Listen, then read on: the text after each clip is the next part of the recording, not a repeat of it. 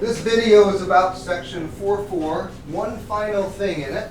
It is about finding a reference angle when it's in radians. So we're given that an angle is 4.1 radians. So not the normal degrees we're used to, and we need to find the reference angle. First, a reminder about what a reference angle is. Okay. So a reference angle is the angle going up from the x-axis or down from the x-axis. So if I have an angle out here that we would normally call, we'll call it 150 degrees. So that's also, as we know, 5 pi over 6 there on the unit circle. Now, that's 150 degrees if we start here and go this way.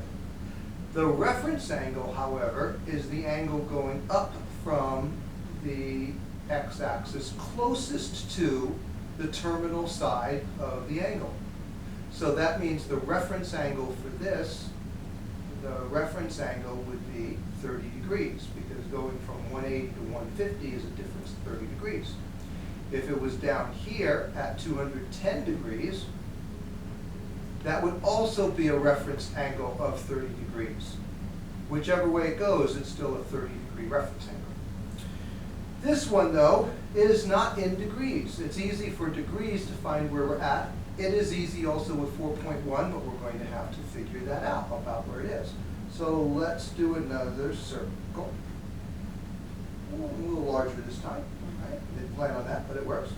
Well, when you start here and you go all the way around, we know that's 360 degrees. All right, 360. But we also know that that's 2 pi in radians.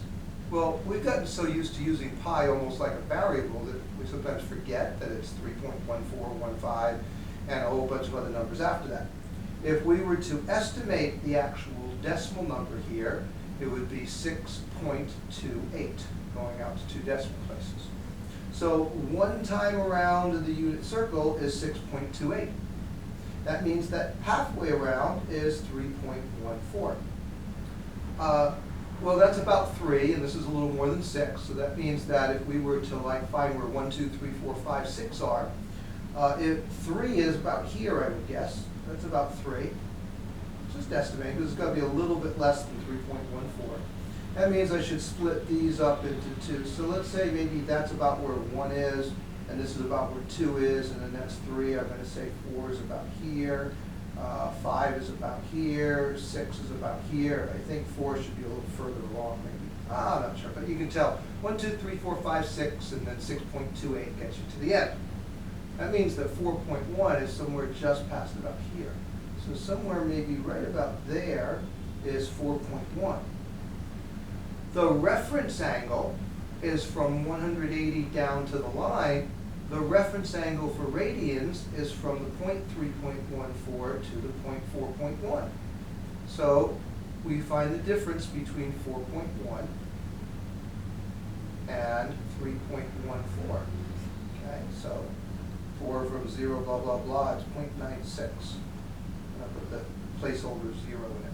So the reference angle, this distance here, which is the radian measurement of the angle amount that's here, so we'll call theta that whatever angle, but the radian measure of that angle is here, 0.96, 0.96. Now remember, just like the reference angle could go up here, if we were up, say it was 2 here, say we were given 2 radians, then 2 would be here, and the difference between 2 and 3.14 would be 1.14. So now let's look at a different one. Find the reference angle when the angle equals 6 radians. All right, same idea. Start here, go all the way around, that's 6.28. And 6 is a little bit less than that, somewhere around here. Well, the difference between 6 and 6.28 is just subtracting them. And that means the difference is 0.28. So the reference angle is this amount. If it was an angle, we would figure out the degrees here. We could still do that. As a quick aside, if we wanted to find the actual angle for, say, 4.1, Well, 4.1 radians. When you want to change radians to degrees, that was another part of some of our lessons. And then that means you would multiply by 180 over pi radians. The radians cancel out. This is degrees, so there's our unit for that. And you do 4.1 times 180 divided by pi, or 3.14. So I would do 4.1 times 180, there it is in the calculator, get an answer, and then I would divide by, and I could use 3.14, or I could do the second function and the pi sign, and that's going to give me 234.9, or about 240 degrees. So that means this 4.1 is about 240 degrees. Well, the difference between 240 and 180, 180 and 240, and that looks like, oh, wait a minute, I jumped up too much. That's 235. I don't know why I thought that. So let's make it 235. Good thing I caught that quickly. 235, the difference between 235 and 180, well, 35 down to 200 and then a 20 more, that's a difference of about 55 degrees. So the reference angle, if I did it by angle down to 4.1 radians, should be 55 degrees. Let's see if this 0.96, we also said it was 0.96, let's see if 0.96 does make 55. We'll do the same thing as this. 0.96 times 180 degrees over pi. These are radians and these are radians, but those cancel out. So I'm going to do 0.96 times 180 is 172.8. Now I have to divide by second function pi, divide that by pi, almost exactly 55.